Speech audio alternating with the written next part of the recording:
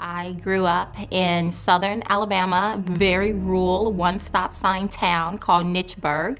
Getting ready to go to college, I decided to go into the Army Reserves. But I had to go get my birth certificate, mainly because the name was different. The name I had always grown up with was Nelson, but then come to find out there was something completely different on my birth certificate. Clearly, I could have done the math and realized just how young my mother was when she gave birth to me, but it was never something that truly resonated with me until I looked at my birth certificate for the very first time and just kind of studied it. Her gender, they called her a Negro girl, and that was the first thing I saw, and it just kind of grabbed my heart. But then I saw her age, and she was 12. And that just really struck a chord in me because I realized just how young my mother was when something so horrible had visited upon her. Even to this day, it's a very hard word to say, but my mother was raped. Given her young age, at 11 years old, my father being 21.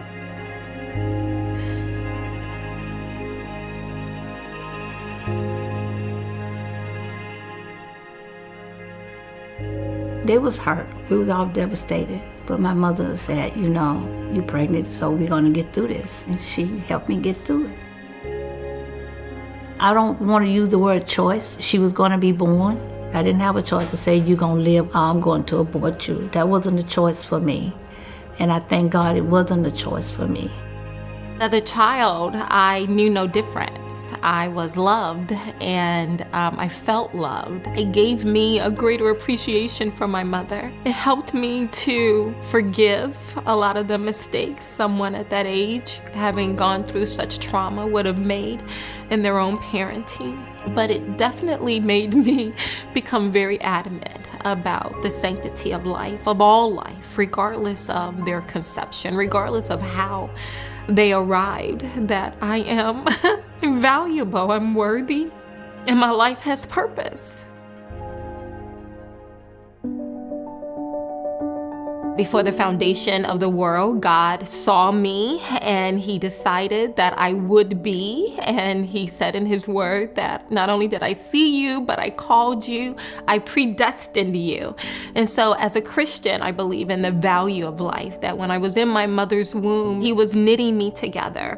Even among Christians, even among staunch conservatives, an exception to the rule of being pro-life for many is in the case of rape. And yet my life has value. From me has come two very beautiful and charming and smart kids, married to a wonderful husband. We've made a life for ourselves, and none of this would have happened if the exception to the rule had applied. Regardless of how old you are and how the child was conceived, that child deserves a chance. And if I had made that choice, where would I be at right now without my daughter?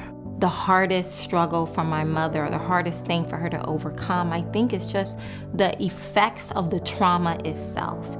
And that is why I think it's so important to help people understand that the trauma has already been inflicted. The child should not be inflicted with the consequences that squarely belongs on the one who inflicted the trauma. You have to be able to see the difference. Aborting me would not have eased the trauma that my mother suffered. Aborting me would not have allowed me to be in a place today where I can now take care of my mother. It's just amazing to see them grow up. Regardless of how my life started out, I'm blessed.